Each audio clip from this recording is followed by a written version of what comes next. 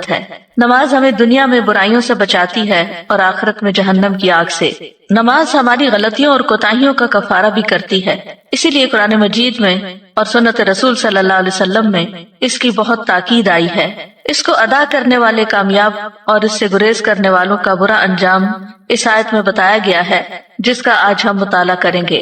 فَخَلَفَ مِن بَعْدِهِمْ خَلْفٌ أَضَاعُوا الصَّلَاةَ وَاتَّبَعُوا الشَّهَوَاتِ فَسَوْفَ يَلْقَوْنَ غَيًّا۔ سورۃ مریم کی آیت نمبر 59 میں اللہ سبحانہ وتعالیٰ فرماتے ہیں فَخَلَفَ مِن بَعْدِهِمْ خَلْفٌ، تو ان کے بعد ایسے لوگ جانشین ہوئے۔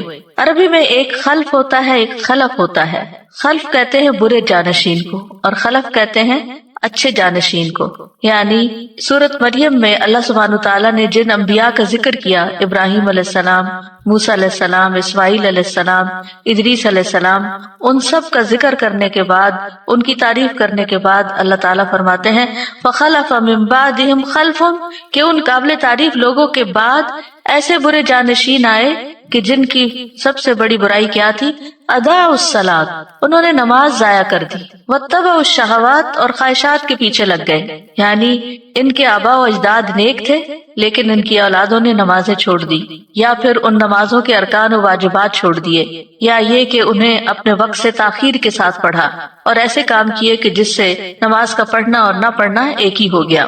ناخلف لوگوں کی یہاں صفات بیان کی گئی ہیں، جیسا کہ نبی صلی اللہ علیہ وسلم نے بھی فرمایا کہ ان کے بعد کچھ ایسے لوگ آئیں گے کہ وہ ایسی باتیں کریں گے جن پر وہ عمل نہیں کریں گے، اور وہ ایسے عمل کریں گے جن کا انہیں حکم نہیں دیا جائے گا۔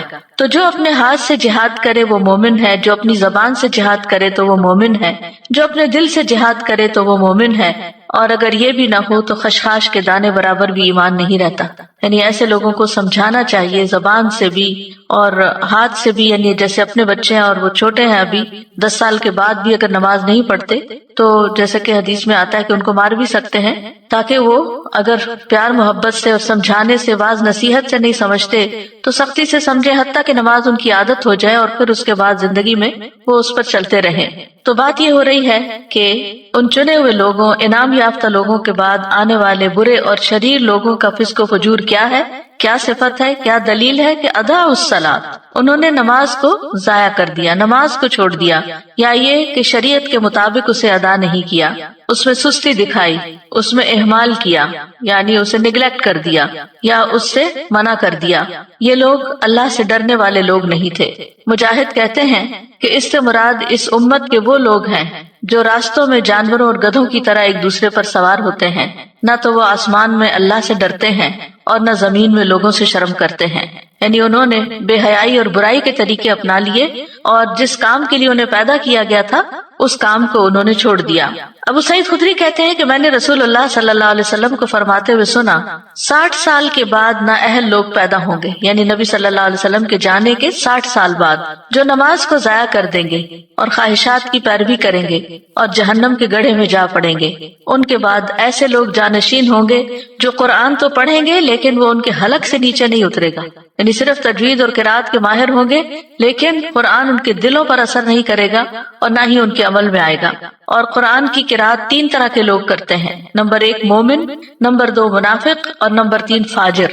اضاعوا الصلاۃ، انہوں نے نماز کو ضائع کر دیا، یعنی ایک اہم فریضہ جو دین کا ستون ہے، جو ایمان کا معیار اور کسوٹی ہے اور جو رب العالمین سے اخلاص کا ثبوت دینے کا ذریعہ ہے، تو اس میں انہوں نے اپنی نمازیں ضائع کی، یعنی اہم فریضہ کو ادا نہیں کیا۔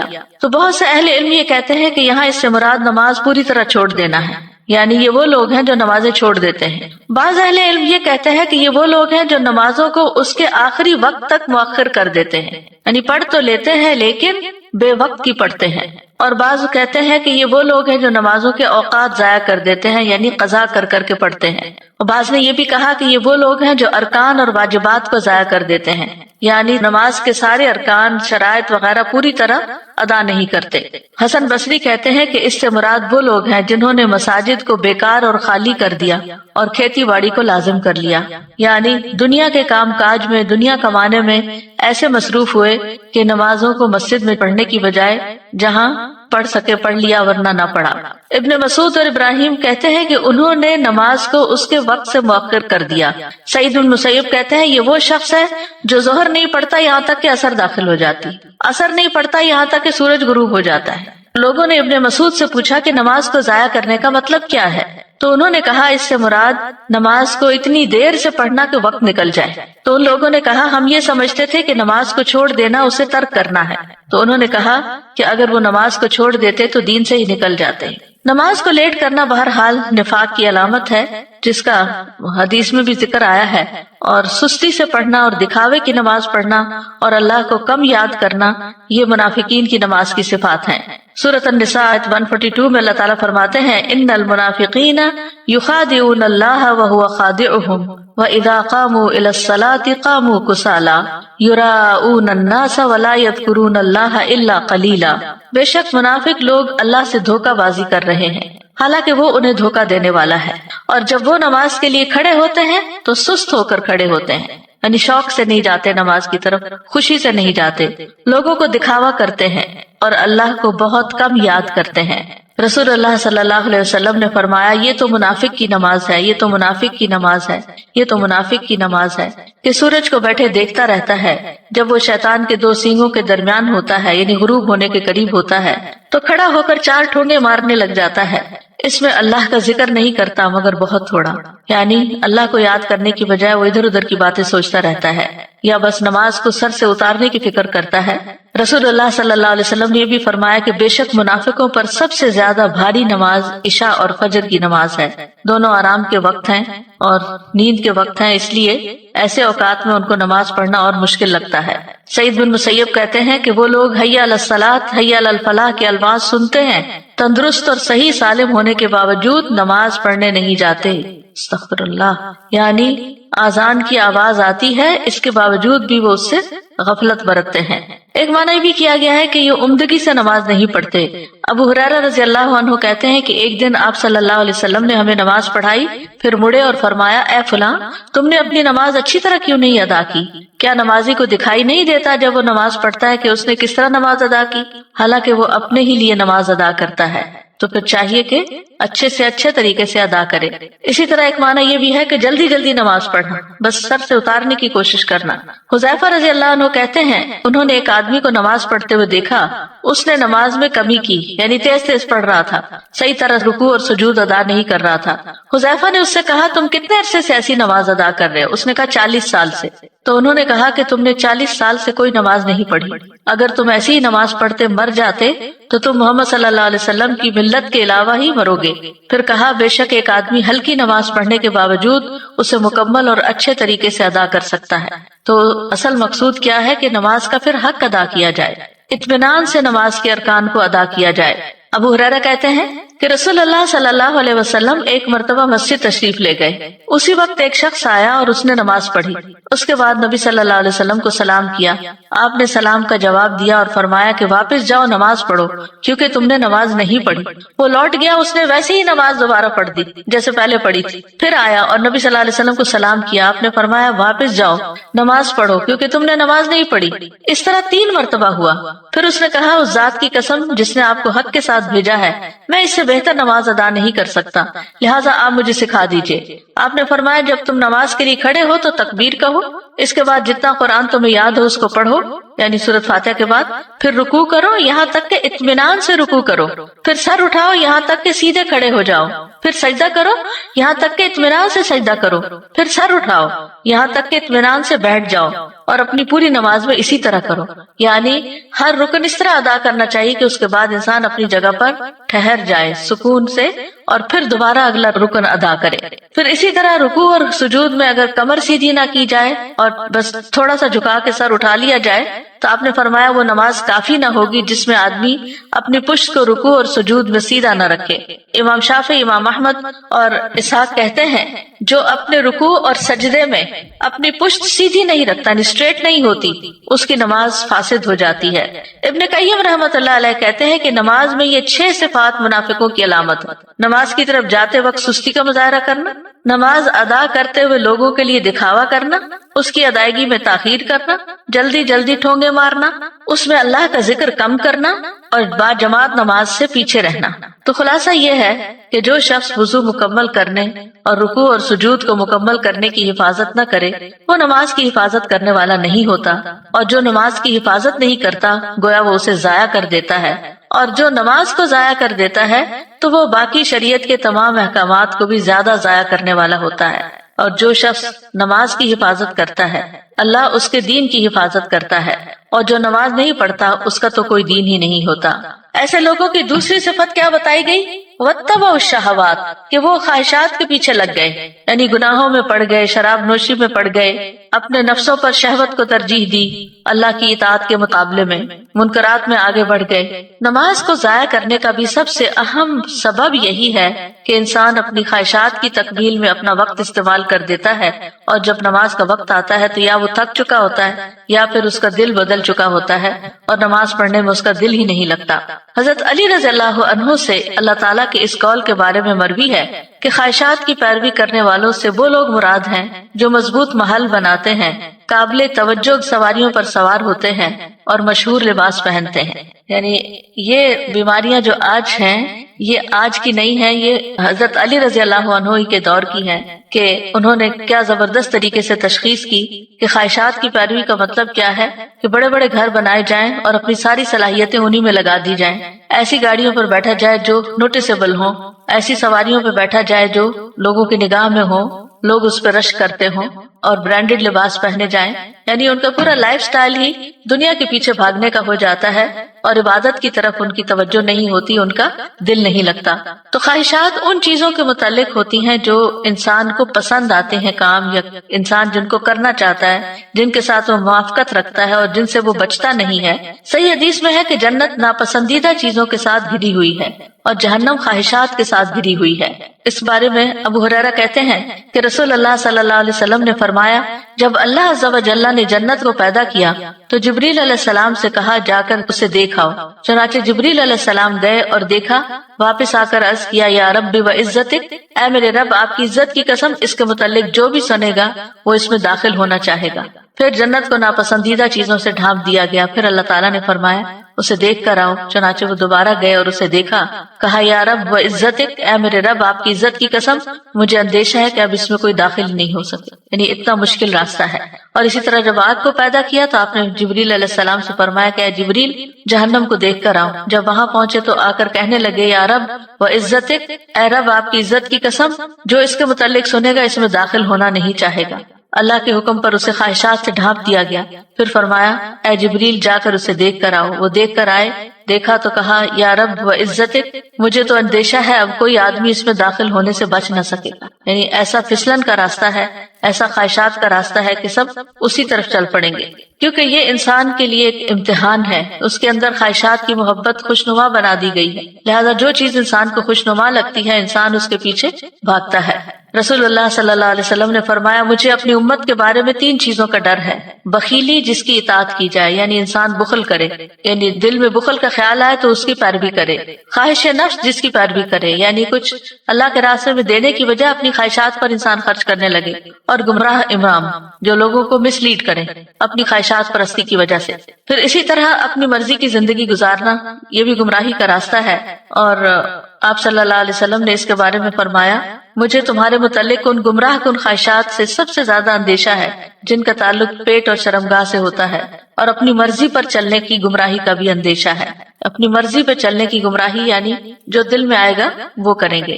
اگر دیکھا جائے تو خواہش کی شدت جو ہے وہ ہر برائی کی جڑ ہے۔ قرآن مجید میں یہ جو آتا ہے وہ احضرت الانفس الشح، تو شح کا معنی یہ کیا گیا کہ کسی چیز میں شدید خواہش رکھنا اور اس کی حرص کرنا، اور یہی شح جو ہے یہ انسان کو پھر بہت سی برائیوں پر آمادہ کرتی ہے، خون ریزی پر، محرمات کو حلال سمجھنے پر۔ اسی طرح یہ ہے کہ خواہش پرستی جو ہے یہ غفلت کا ذریعہ ہے۔ آپ نے فرمایا کہ میں تمہارے فقر سے نہیں ڈرتا، لیکن اس بات سے ڈرتا ہوں کہ دنیا تم پر کشادہ کر دی جائے گی جیسے پہلے لوگوں پہ کی گئی تھی، تو تم ایک دوسرے سے آگے بڑھنے لگو گے جس طرح وہ ایک دوسرے سے آگے بڑھنے لگے، اور وہ تمہیں غافل کر دے جس طرح ان لوگوں کو غافل کر دیا تھا۔ خواہش پرستی سے انسان اللہ کے ذکر سے غافل ہو جاتا ہے۔ اللہ تعالیٰ فرماتے ہیں یا ایھا آمنو لا تلہکم اموالکم ولا اولادکم عن ذکر اللہ، اے ایمان والو تمہیں اموال اور تمہاری اولاد اللہ کی یاد سے غافل نہ کریں، اور جو ایسا کریں گے وہی خسارہ اٹھانے والے ہیں۔ یعنی انسان کی عام طور پر خواہش مال کی ہوتی ہے، اولاد کی ہوتی ہے، پھر آگے جا کر انسان ان چیزوں میں اتنا محو ہو جاتا ہے، اتنا ان سے راضی ہو جاتا ہے کہ اللہ کی یاد سے ہی غافل ہو جاتا ہے۔ یعنی ان چیزوں کے نہ ہونے پر جس طرح وہ رب کو پکارتا تھا، ان کے ملنے کے بعد وہ رب کو اس طرح نہیں پکارتا۔ تو جب انسان خواہشات کی پیروی کرنے لگتا ہے تو وہ فرائض سے غافل ہو جاتا ہے، اور پھر خواہش پرستی ایسی چیز ہے کہ جو اللہ سبحانہ وتعالیٰ کے احکامات کو بوجھ بنا کے رکھ دیتی ہے۔ عبداللہ ابن عمر کہتے ہیں میں نے نبی صلی اللہ علیہ وسلم کو فرماتے ہوئے سنا، کتنے ہی لوگ ایسے ہیں جو اپنی خواہش نفس کو پورا کرنے میں لگ جاتے ہیں، یعنی پھر مراد یہ ہے کہ اپنے فرائض کو بھول جاتے ہیں، اپنی ذمہ داریاں بھول جاتے ہیں، ان کے لیے قیامت کے دن جہنم کے سوا کچھ نہ ہوگا۔ لیکن جو شخص خواہش پر نماز کو ترجیح دے تو اس کی فضیلت بھی بیان کی گئی ہے۔ حدیث میں آتا ہے اللہ تعالیٰ 3 قسم کے آدمیوں سے محبت کرتا ہے، ان پہ ہنستا ہے، ان سے خوش ہوتا ہے۔ ان میں سے ایک وہ جس کی بیوی خوبصورت ہو، اس کے پاس بہترین نرم بستر ہو، لیکن پھر بھی وہ قیام کرنے کے لیے رات کو کھڑا ہو جاتا ہے، یعنی خواہشات چھوڑ کر اللہ کے حضور کھڑا ہو جاتا ہے۔ اللہ تعالیٰ کہتے ہیں میرے بندے نے اپنی شہوت کو ترک کر دیا اور میرا ذکر کر رہا ہے، مجھ سے سرگوشی کر رہا ہے، اگر یہ چاہتا تو سو بھی سکتا تھا۔ تو ان کا انجام کیا بتایا گیا؟ فسوف یلقون غیا، تو ان قریب یہ بھٹک جائیں گے، یعنی نمازوں کو ضائع کرنے والے، خواہشات کی پیروی کرنے والے آخرت میں خسارے اور شر کا سامنا کریں گے، کیونکہ دنیا میں یہ گمراہ ہو گئے اور صراط مستقیم سے بھٹک گئے۔ غیہ کی تفسیر کرتے ہوئے بعض اہل علم کہتے ہیں کہ یہ جہنم کی وادی ہے، اور اس بارے میں جو آثار ہیں وہ یہ ابن جریر نے یہی موقف اختیار کیا کہ غی جہنم کی ایک وادی ہے۔ عربی زبان میں غی کا لفظ جو ہے رشد کے مقابلے میں آتا ہے، بھلائی کے مقابلے میں۔ لا اکراہ فی الدین قد تبین الرشد من الغی، دین میں کوئی زبردستی نہیں، بلا شبہ ہدایت گمراہی سے صاف واضح ہو چکی ہے۔ شر اور گمراہی کو بھی غی کہا جاتا ہے، شر اور گمراہی کے لیے بھی لفظ غی استعمال ہوتا ہے۔ تو جو شخص گمراہ ہوتا ہے وہ بھلائی پر نہیں ہوتا، اور جو بھلائی کا رستہ چھوڑ دیتا ہے تو پھر یہ چیز اس کو عذاب تک پہنچا دیتی ہے۔ اسی لیے بعض اہل علم نے غی سے مراد صرف بھٹکنا نہیں لیا، بلکہ بھٹکنے کا جو انجام ہے جہنم کی صورت میں وہ بھی مراد لیا ہے۔ وہب کہتے ہیں کہ نہر فی جہنم بعید قعرہ خبیث طعمہ، کہ یہ جہنم میں ایک نہر ہے کہ جو بہت ہی گہرائی والی ہے اور اس کا کھانا انتہائی خبیث ہے۔ ابن عباس کہتے ہیں الغی واد فی جہنم، کہ غی جہنم کی وادیاں۔ ابن عباس کا قول ہے یہ کہ ان کی گرمی سے پناہ مانگنی چاہیے، جو کہ زنا پہ اصرار کرنے والے، آدھی شراب پینے والے، سود کھانے والے اور اس سے باز نہ آنے والے، اور والدین کی نافرمانی کرنے والے اور جھوٹی گواہی دینے والوں کے لیے ہیں۔ عطا کہتے ہیں الغی سے مراد وادن فی جہنم یسیل قیحا و دمن، یہ جہنم کی ایسی وادی ہے کہ جس میں پیپ اور خون بہتا ہے۔ کعب کہتے ہیں ہوا وادن فی جہنم ابعدھا قعرا وشد حرا، کہ یہ جہنم میں ایسی وادی ہے کہ جو بہت دور گہری ہے اور بہت سخت گرم ہے۔ ابن مسعود کہتے ہیں کہ جہنم کی ایک وادی ہے جس کی گہرائی بہت لمبی ہے اور اس کی خوراک بہت بری ہے۔ تو اس آیت سے ہمیں خاص طور پر نماز کی اہمیت کا پتہ چلتا ہے، کیونکہ انسان اللہ کی عبادت کے لیے پیدا کیا گیا، اس مقصد کے لیے پیدا کیا گیا، لہٰذا جب تک یہ مقصد پورا نہیں کرتا اس کا چھٹکارا نہیں ہو سکتا۔ کائنات کی تمام مخلوقات جو ہیں وہ اللہ سبحانہ تعالیٰ کی تسبیح کرتی ہیں، اس کی نماز پڑھتی ہیں۔ سورۃ نور میں آتا ہے الم تر ان اللہ یسبح له من فی السماوات والارض والطیر صافات کل قد علم صلاته وتسبیحه واللہ علیم بما یفعلون، کیا تم دیکھتے نہیں کہ آسمانوں اور زمین میں جو کچھ ہے اور فضا میں پر پھیلائے ہوئے پرندے بھی یہ سب اللہ کی تسبیح کر رہے ہیں۔ ہر مخلوق کو اپنی نماز اور تسبیح کا طریقہ معلوم ہے، گویا ساری مخلوق پر ہے یہ نماز، ہر ایک کا طریقہ الگ ہے، وہ ان کو خود پتا ہے کہ کیا کرنا ہے، اور جو کچھ وہ کرتے ہیں اللہ سب کچھ جانتا ہے۔ ساری مخلوق اللہ کے آگے سجدہ ریز ہے۔ وَلِلَّهِ يَسْجُدُ مَن فِي السَّمَاوَاتِ وَالْأَرْضِ، آسمان و زمین میں جتنی بھی چیزیں ہیں خوشی اور ناخوشی سے اللہ کو سجدہ کر رہی ہیں۔ تمام انبیاء کی طرف نماز کی وحی کی گئی۔ وَجَعَلْنَاهُمْ أَئِمَّةً يَهْدُونَ بِأَمْرِنَا وَأَوْحَيْنَا إِلَيْهِمْ فِعْلَ الْخَيْرَاتِ وَإِقَامَ الصَّلَاةِ وَإِيتَاءَ الزَّكَاةِ وَكَانُوا لَنَا عَابِدِينَ، اور ہم نے انہیں ایسے پیشوا بنایا جو ہمارے حکم کے ساتھ رہنمائی کرتے تھے، اور ہم نے ان کی طرف نیکیاں کرنے اور نماز قائم کرنے اور زکوٰۃ ادا کرنے کی وحی بھیجی، اور وہ صرف ہماری عبادت کرنے والے تھے۔ تو اس سے کیا پتہ چلتا ہے کہ تمام انبیاء کو یہ حکم دیا گیا۔ اللہ سبحانہ وتعالیٰ اپنے سارے بندوں کو اس کا حکم دیتے ہیں، قُلْ لِعِبَادِيَ الَّذِينَ آمَنُوا يُقِيمُوا الصَّلَاةَ، میرے بندوں سے جو ایمان لائے ہیں ان سے کہہ دیجئے کہ وہ نماز قائم کریں۔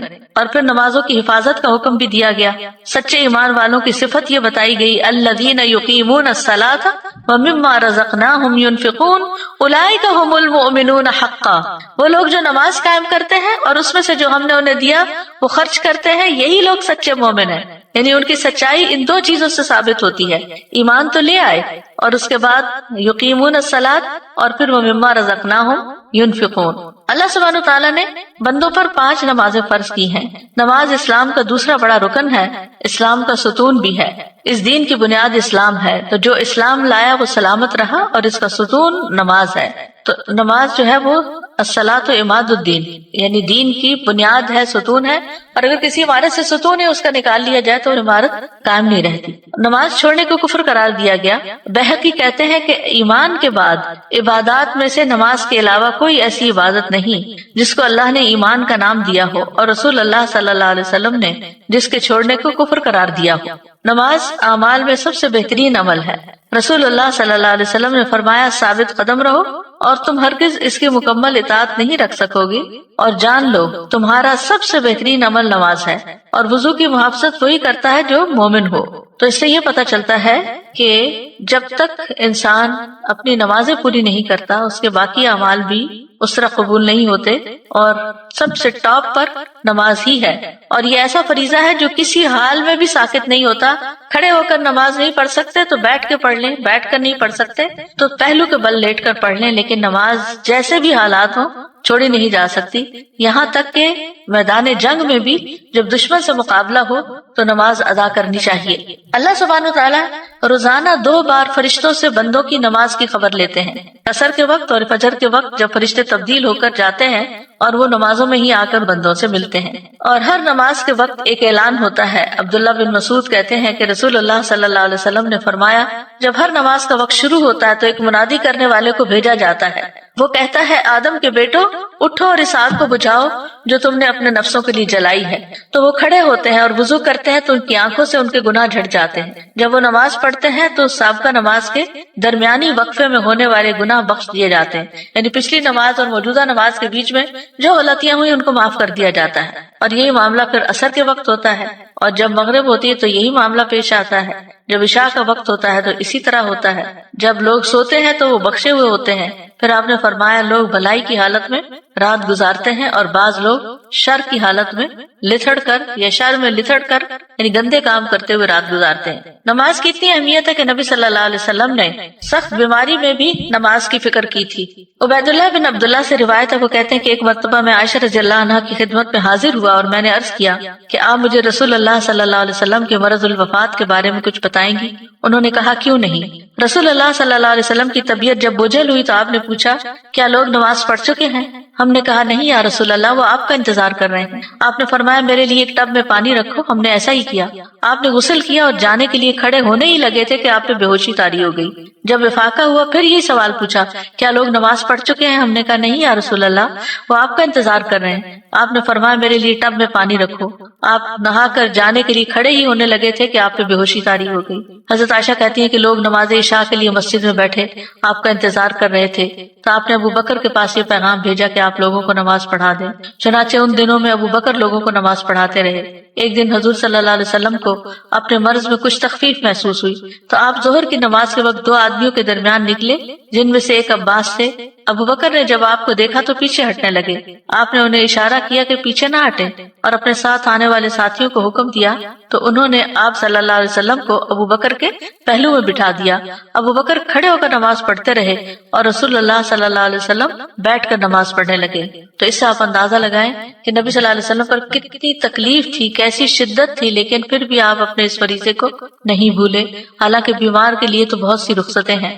حضرت علی کہتے ہیں کہ رسول اللہ صلی اللہ علیہ وسلم کا آخری کلام تھا الصلاۃ الصلاۃ اتقوا اللہ فیما ملکت ایمانکم، نماز کی حفاظت کرو، نماز کی حفاظت کرو اور اپنے غلاموں کے بارے میں اللہ سے ڈرو۔